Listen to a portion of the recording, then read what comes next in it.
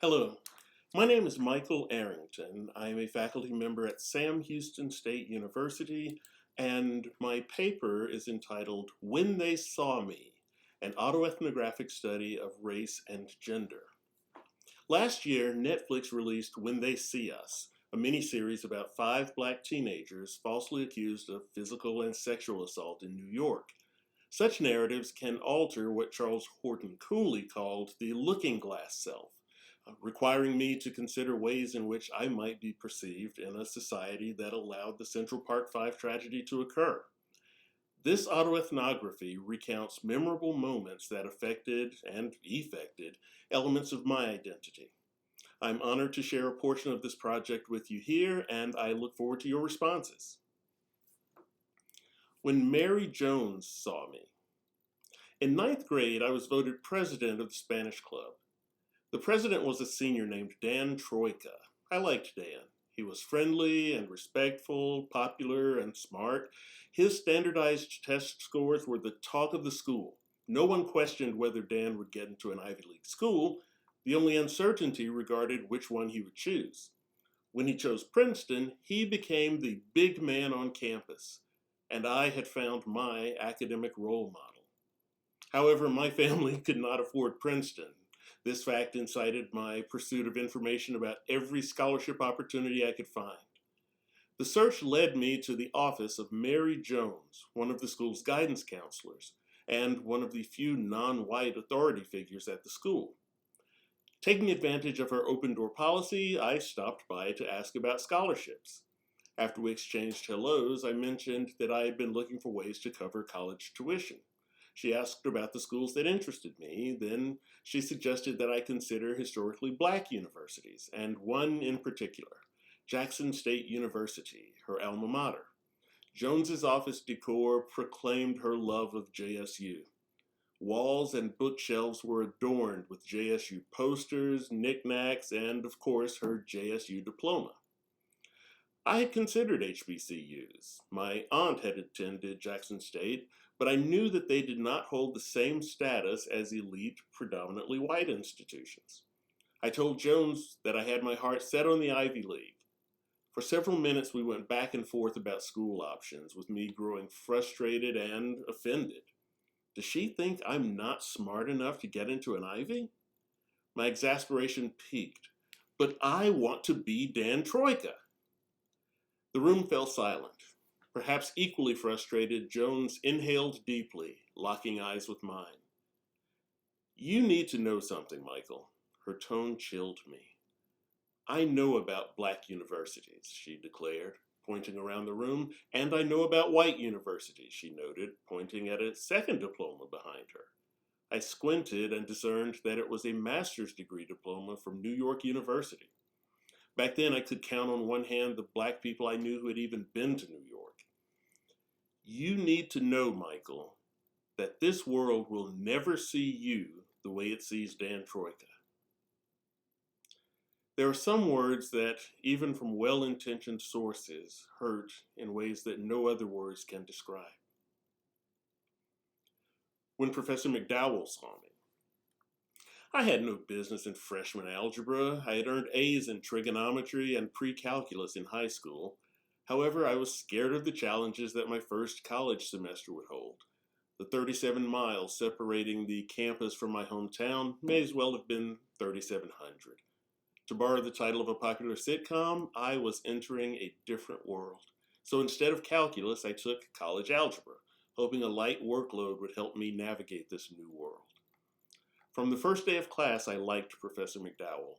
An excellent teacher, she was unapologetically Southern, but not in the regressive way I used that term to describe most of the proud sons and daughters of Dixie I had encountered. I enjoyed talking to her after class, extending our conversations into my advanced coursework from high school. I probably tried too hard to impress her, but I never inferred that she was annoyed. Our conversations extended beyond the final exam. We ran into each other regularly on campus, stopping to chat whenever we had the time. I was pleasantly surprised one afternoon during my senior year when we saw each other in front of the dining hall. I was talking about you the other day, she began. McDowell and a colleague from the chemistry department had been awarded a grant to create a math and science camp for high school freshmen. We're looking for camp counselors, and I thought of you. I think you would be a great role model for the kids. I explained that I would be moving during the summer to attend graduate school. If the dates didn't conflict with the move, I told her I would be glad to work at the camp.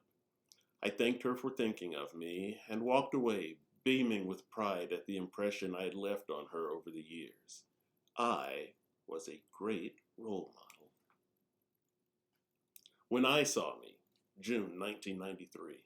Mississippi summers must be experienced firsthand to be understood. Alana Miles sings of Mississippi in the middle of a dry spell, evoking images of sweltering summer evenings and passions that rise along with the temperature. But for a single 20-something with no car, there is nothing sexy about sweating from one errand to another.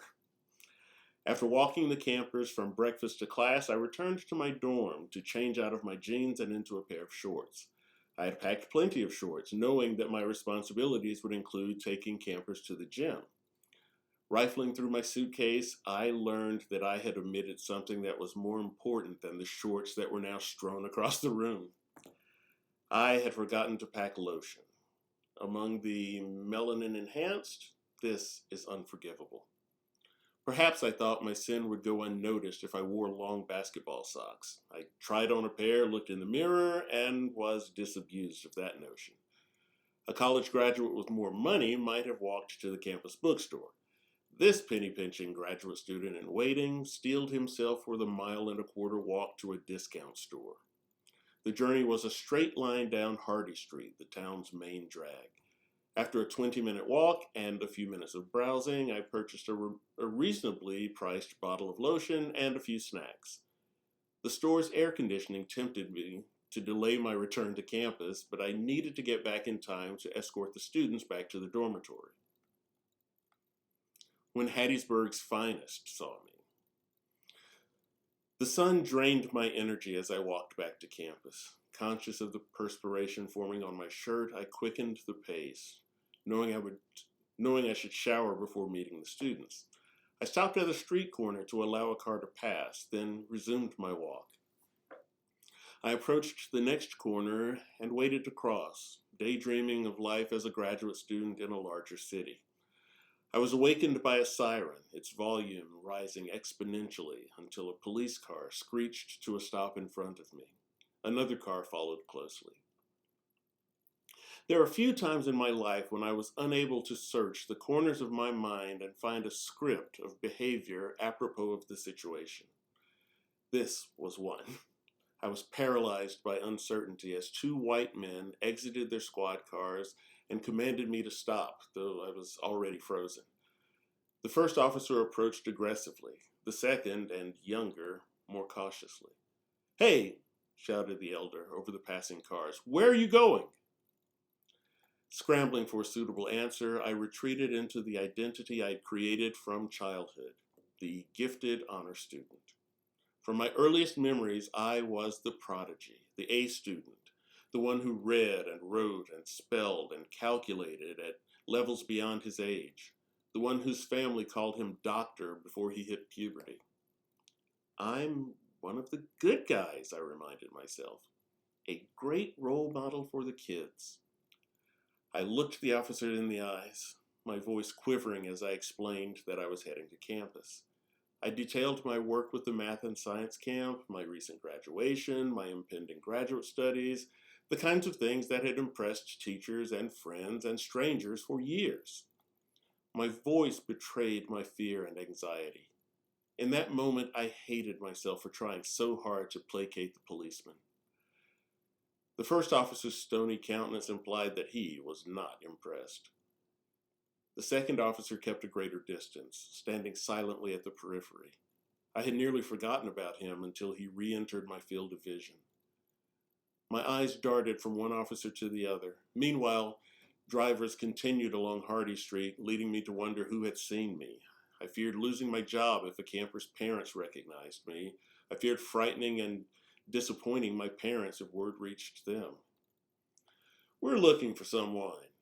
the first officer drawled. "Can you tell us where you've been today?" Grateful for the evidence in my hand, I raised the bag and described my shopping trip. "Do you have any ID?"